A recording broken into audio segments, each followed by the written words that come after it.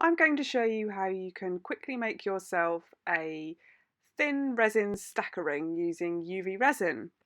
It's a really quick project because the resin sets so quickly.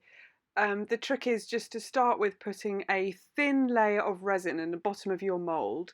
You can get these moulds from eBay or Amazon, places like that.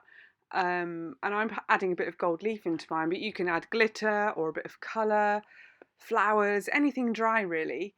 And then pop that first thin layer, put the whole mould underneath a UV lamp for about 30 seconds to a minute. Then I'm adding a bit of colour, so I'm using a bit of pink alcohol ink, but you can use whatever you like, whatever your style is, whatever you want to make, whatever you want to add in there. Pop it in, fill your mould to the top now, and then again pop it underneath a UV lamp for about a minute. And you can give it a tap, make sure it's gone hard. If it hasn't, leave it a little bit longer, and then gently push your resin ring out of the mould. How cute is it?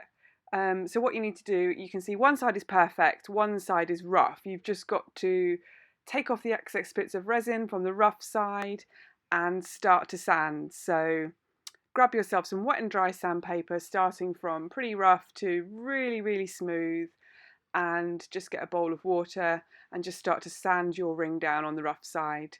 So yeah, first of all, you've got to get the big bits off, and then as you work your way through the resin, it's really quite smooth when it gets really fine, and you can honestly just sand it to a nice buffed finish. And you can use a dry cloth just to give it a final little buff and keep going until you're happy with it.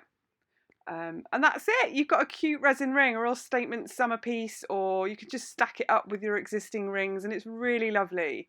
So give me a thumbs up if you enjoyed the video.